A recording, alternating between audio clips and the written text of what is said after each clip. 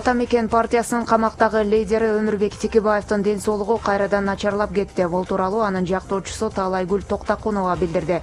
Анын айтымында соттолгон саясатчы неврология борборунан номер 47 түзөтүү мекемесине которулгандан кийин жүрөк оорусу кармап, кан басымы жогорулап кеткен. Өмүрбек Текебаев учурда медициналык көзөмөлдө турат, бирок керектүү дары-дармектер колониянын медициналык бөлүмүндө жок экендигин Таалайгүл Токтакунова кошумчалады. Эске салсак, Өмүрбек Текебаев коррупция боюнча айыпталып 8 жылга эркинен ажыратылган. Бир түндө эле өлкөнүн 2 аймагында ири өрт чыкты. Кечки саат 10:30 чамасында Караколдогу Ак Тилек базарын жалын каптады. Телсиз жоо 15 контейнерди жалмап кеткен. Кырсык газ баллондун жарылышынан улам чыккандыгы айтылууда. Өрт кырсыгы түндө Чүй областында да катталып, Супара этнографиялык комплексинен жүздөгөн чарчы метр гүлгө айланган. Өзгөчө Кырдаалдар министрлигине өрт тууралуу билдирүү болжол менен түнкү саат 2-лерде түшкөн. Азырынча бул кырсык эмне себептен чыккандыгы жана канча материалдык чыгым келтирилгендиги аныктала элек. Адамдар жабыркаган жок. Учурда Супара этно комплекси кадимки тартипте иштеп жатат. Бишкектеги 7-Кичи райондо Азият улутундагы кыздын жансыз денеси табылды. Бул тууралуу Ички иштер министрлиги билдирди. Маалыматка караганда, кыздын денеси бүгүн 150-чү үйдөн табылган. Окуя болгон жерде ыкчам тергөө тобу учурда иштеп жатат.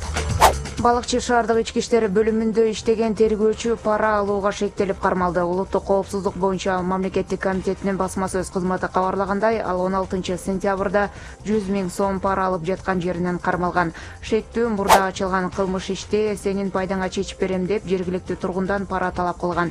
Анын үстүнөн кылмыш жаза кодексинин пара талап кылуу беренеси боюнча кылмыш иши козголуп, УКМКнын тергөө абагына киргизилди. Ош областынын Кара Суу районундагы Мады айылынын тургундары эшек сойгон цехтин жабылышын талап кылышууда. Жашоочулар ал фермадан чыккан жагымсыз жыт айылды каптап, чымын-чиркей көбөйүп, мунун кесепетинен жугуштуу оорулар тарайт деп кооптонушууда. Алардын айтымында, цехке иштегендер эшек союудан калган калдыктарды ачык жерге таштап, малдын кыгы чыгарылбагандыктан ушундай жагдай жаралган. Элдин нааразычылыгы күчөгөндүгүнө байланыштуу тиешелүү кызматтардан турган атайын комиссия түзүлүп, текшерүү жүргүзүлгөн. Натыйжада ветеринардык санитардык нормалар бузулгандыгы аныкталган. Бул боюнча Ош областынын губернаторуна арыздануулар түшкөнү менен жергиликтүү бийлик жооп берүүгө шашылбай келет.